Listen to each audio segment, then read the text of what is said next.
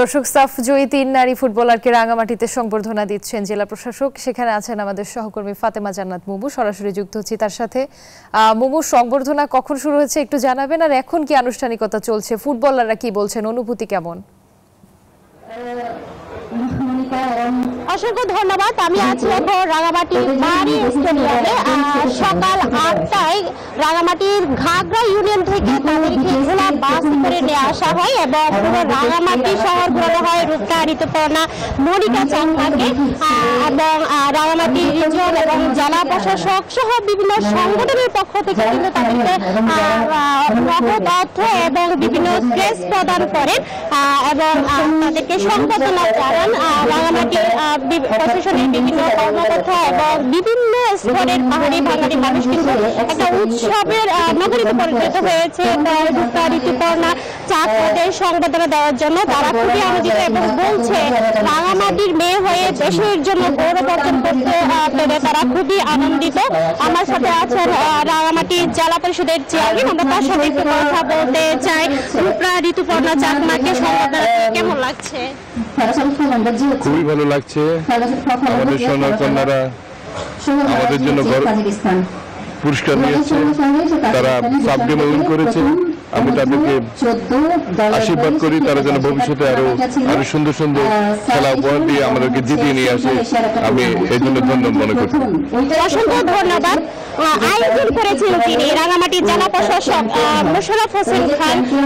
তার সাথে আমরা একটু কথা বলতে চাই। আজকে যে সংবর্ধনা আয়োজন করেছেন কেমন লাগছে, কেমন মনে হচ্ছে যে রাঙামাটি থেকে কি আরো রূপনা, ঋতুপর্ণা চাকমার জন্ম হতে পারে? আমরা সত্যিকার অর্থে আনন্দিত যে বাংলাদেশকে যারা গৌরবোজ্জ্বল উপহার দিয়েছে এবং নারী চ্যাম্পিয়ন 2024 আমাদেরকে উপহার দিয়েছে। তিনজনকে সম্মানিত করে জেলা প্রশাসনের পক্ষ থেকে আমরা সত্যি আনন্দিত।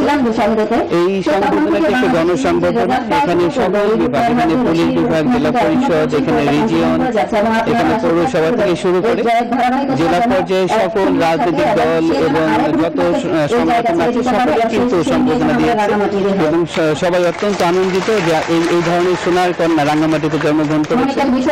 ভবিষ্যতের জন্য এই ধরনের খেলোয়াড় রাঙামাটিতে আমরা তৈরি করতে পারি, সেই জন্য আমাদের বিভিন্ন কর্ম পরিকল্পনা আছে। আমরা আশা করছি ভবিষ্যতে আমরা অনেক ভালো ভালো খেলোয়াড় এখান থেকে পাবো। অসংখ্য ধন্যবাদ। কথা বলছিলাম রাঙামাটি জেলা প্রশাসকের সাথে। জেলা পুলিশ সুপার মহোদয় আছেন, তার সাথে একটু কথা বলতে চাই। রাঙামাটির মেয়েরা দেশের জন্য গর্ব বয়ে এনেছে এবং পুলিশের পক্ষ থেকে আপনারা কেমন সহায়তা করছেন? এটা আমরা অত্যন্ত ইতিবাচক ভাবে দেখছি। আমরা সাধারণভাবে সমস্ত কর্মকাণ্ডের সাথে রয়েছি। আমরা বিশ্বাস করি রাঙামাটির এই আয়োজন দেশের ক্রীড়া জগতের বিশেষ করে নারী ফুটবলার সহ অন্যদেরকে আরো বিকশিত করতে ভবিষ্যতে সাহায্য করবে। অসংখ্য ধন্যবাদ। এবং কথা হচ্ছিল প্রশাসনের বিভিন্ন স্তরের প্রধান কর্মকর্তারা, তারা বলছেন ঋতুপর্ণা নয় রাঙামাটি থেকে আরো রূপনা, ঋতুপর্ণা তৈরি করার জন্য তারা কাজ করে যাচ্ছেন। রাঙামাটি থেকে এই ছিল আমার কাছে সর্বশেষ।